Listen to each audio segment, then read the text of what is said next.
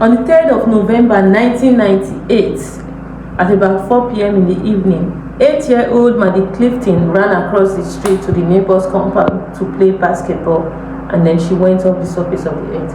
Hello again, it's Crips and Killers with Amina Farota. If you are new to the channel, please click on the notification button and do not forget to like, comment, and subscribe. And then, if you are an old subscriber, I love you. Okay, so today's story is about L. Patrick Phillips.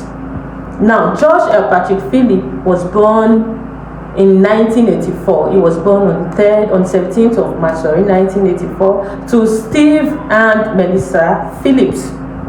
Now, Maddie Clifton, on November 3rd, it was an election day. Her mom went out to vote, and then when she just came back, 8-year-old Maddie Clifton ran across the street, and then she picked some baseball, and then she took her baseball bat. She told her mom, "I'm going out to play. I'll be back by 6:30. Be back for dinner by 6:30." And then she stepped out of the house. And then when it was 6:30, the mom didn't see her. The mom, the sister, everyone was worried, and then they dialed the 3-digit chilling numbers, 911. So they called 911. The cops came out, people came out, and everybody was looking for the 8-year-old Maddie Clifton. And then among the people that were searching for her, there was George Phillips.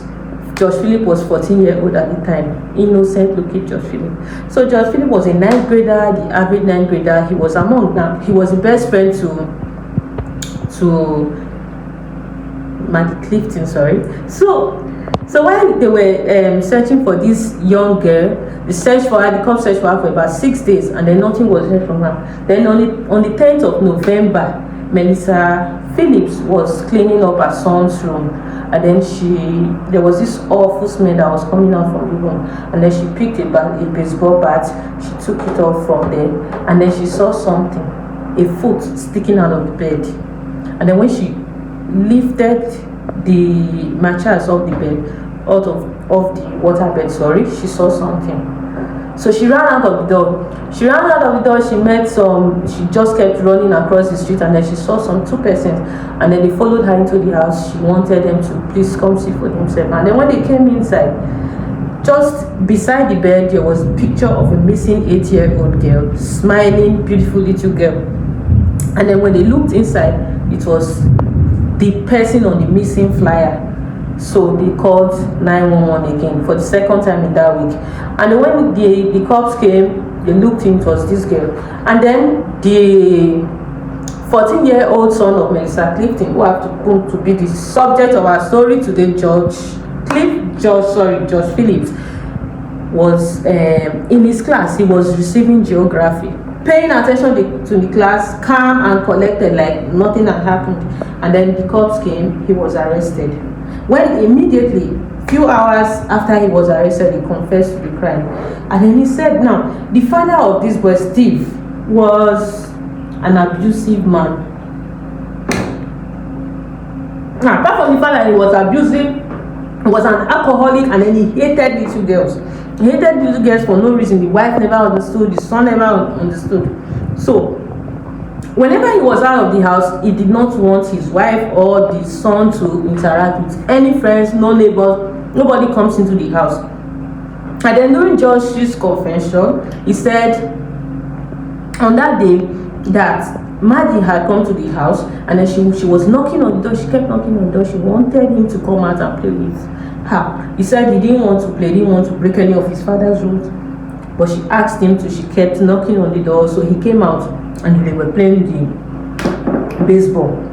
Now, in the process of playing the baseball, she threw the ball, and then he hit it with his bat. He said when he hit it with his bat, it kind of like went straight to her eye. And then she got injured. She was bleeding. She started crying. At this time, it was 5:15 p.m. So he was trying to pacify her. He didn't know what to do. He was scared of his dad. His dad would be home in a minute. So he was really worried. He was trying to keep her calm. We got, shut up, would you shut up, please shut up. And then she kept crying. He was getting really irritated. So he said he took the baseball bat and then he hit her on the head. He hit her on the head 3 times. So she started bleeding. She fell unconscious. He said he dragged her into his room. And then after dragging her into his room, he just stuffed her into the bed. And then his dad came. He went to the sitting room. He related with his dad for a few minutes. Now, while he was in the sitting room with his dad, he could hear her, like she regained consciousness, like he could hear her moaning and groaning in pains. So he got scared. He told his dad, "Excuse me for a minute," and then he went into his room. He brought out his pocket knife, brought her out of the bed, slit her throat, and then went on to stab her 7 good times in the chest.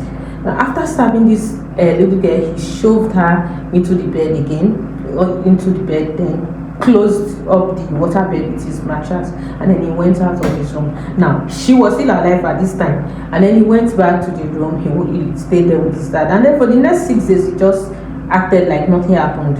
Now, during this confession, he said, like, he didn't even have to, like, he said he just acted like nothing happened.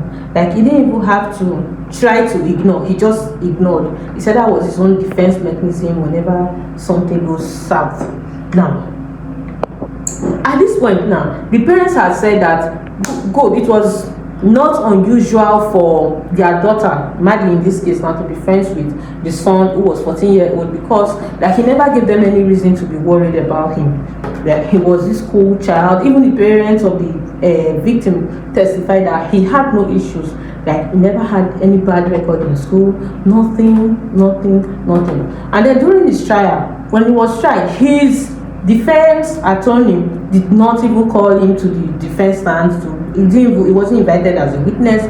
Like, he just defended him. He just told the people that he was a child. Now, during this trial, the major point was if he was going to, it wasn't if he was guilty or not. It was a case of, is he going to stand trial as an adult or as a kid?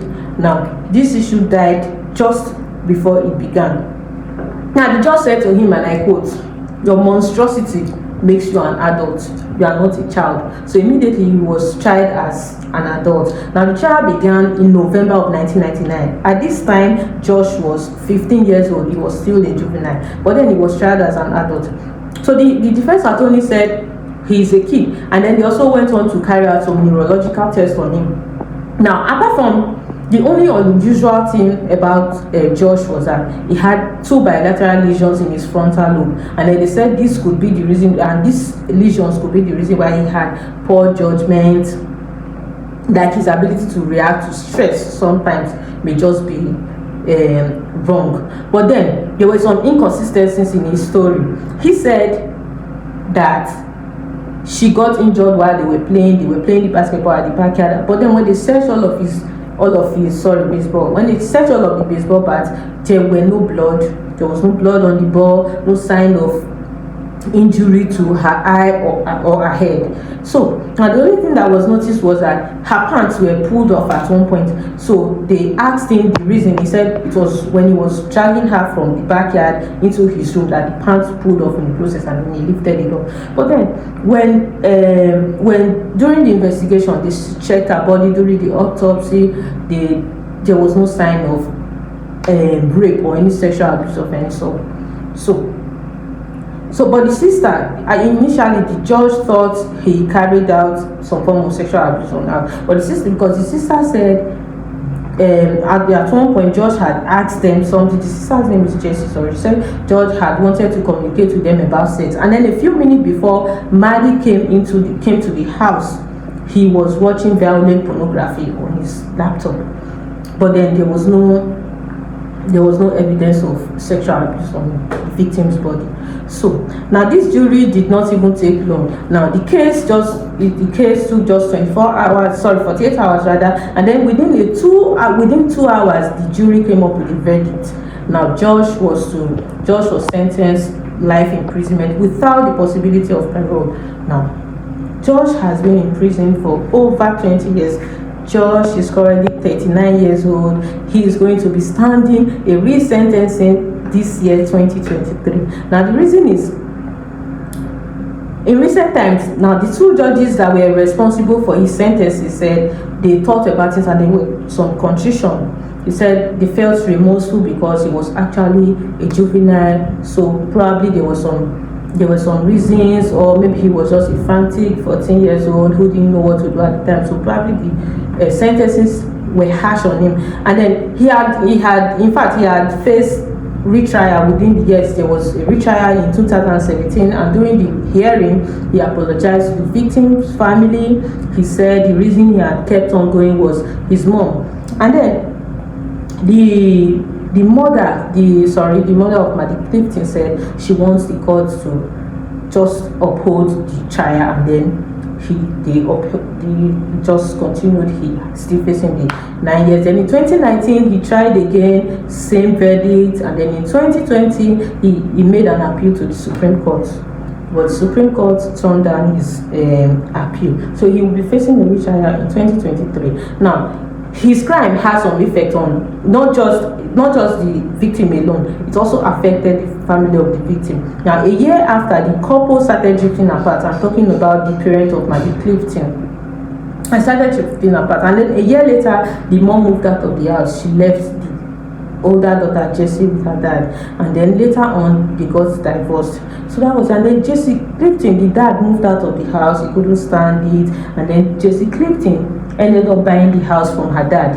And then the father of Josh himself, the oga, because of all of these problems, Steve, a year after Josh's sentences for him, a year after the sentencing, he died in a car accident. His car rolled over, somersaulted, and he was killed in the accident. So Josh went on to continue his education in prison. He did his college education by correspondence. He's currently a paralegal. He's like a paralegal in this case, someone that is in a legal field but is not actually a practicing lawyer. So he helps other inmates in the prison. He helps them to process their appeal. He's also a tutor.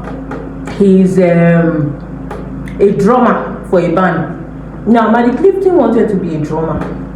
And apart from that, she was already showing signs of a very good basketball player. She attended dancing classes. She was a very good dancer. Who knows what she would have become today. So Josh is currently 39 years old, and he's sitting his ass in prison. So whatever you do, please avoid Josh. Thank you so much, sir.